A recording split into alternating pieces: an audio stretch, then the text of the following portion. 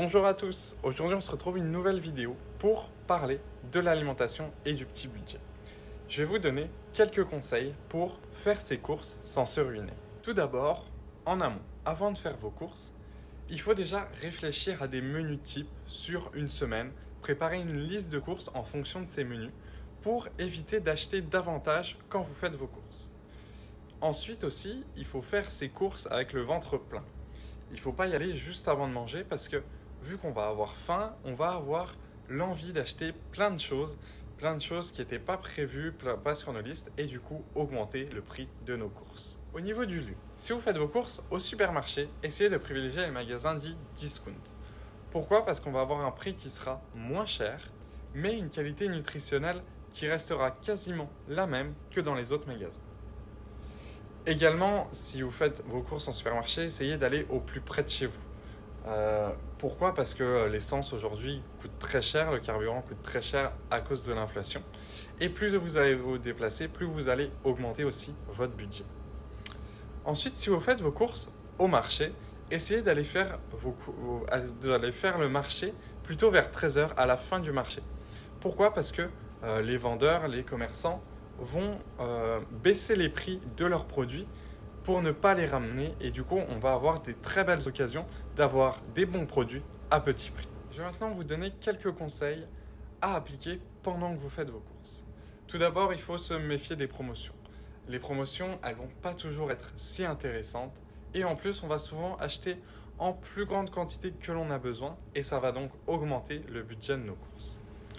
Ensuite, il faut aussi vérifier le prix au kilo.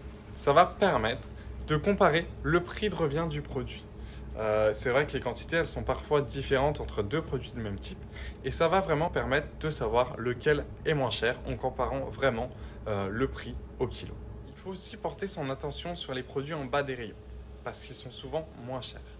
Pensez aussi aux produits des marques de distributeurs qu'on retrouve souvent justement en bas des rayons qui sont moins chers mais qui seront équivalents nutritionnellement aux autres produits. Il faut aussi penser aux produits à date courte. Ça va être des produits qu'on va retrouver en tête de gondole ou maintenant dans des rayons spécifiques. En fait, ces produits, ils vont avoir une date limite de consommation qui va passer dans très peu de temps. Du coup, ces produits, ils vont avoir une réduction. Et ces produits, ils sont toujours bons à la consommation. Si on les consomme rapidement, il n'y a aucun souci pour notre santé et ils sont souvent à prix réduit. Pensez aussi dans le même thème aux paniers anti-gaspi qui se développent de plus en plus dans les supermarchés avec des fruits, des légumes, mais aussi d'autres produits. Mais où voilà, ces fruits et légumes, ils sont un peu abîmés, ils sont un petit peu moches. Et en fait, ils vont être mis dans des paniers anti-gaspi à récupérer qui sont souvent bien moins chers.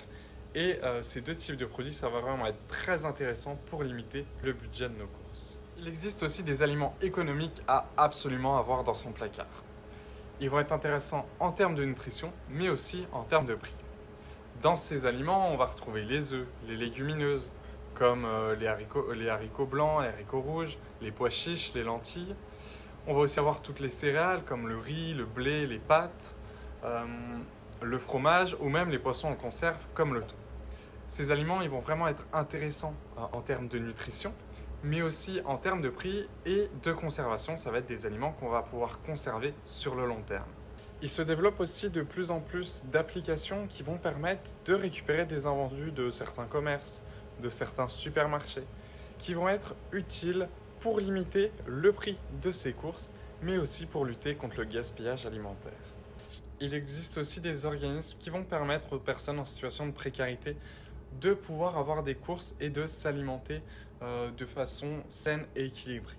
On va retrouver les épiceries solidaires qui vont permettre à un public en difficulté économique de réaliser ses courses et de choisir les produits qu'ils veulent consommer en proposant des denrées de qualité entre 10 à 30% de leur valeur marchande.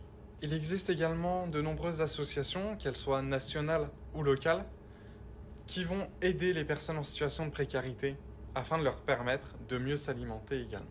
C'est la fin de cette vidéo, j'espère qu'elle vous permettra vraiment de faire quelques petites économies et de limiter le budget de vos courses. N'hésitez pas non plus à donner vos petites astuces, vos bons plans et vos bonnes adresses autour de vous.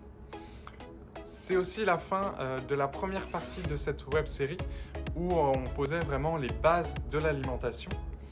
Et on va maintenant aborder plus en détail l'alimentation adaptée par rapport aux conditions de travail. À très vite pour la suite.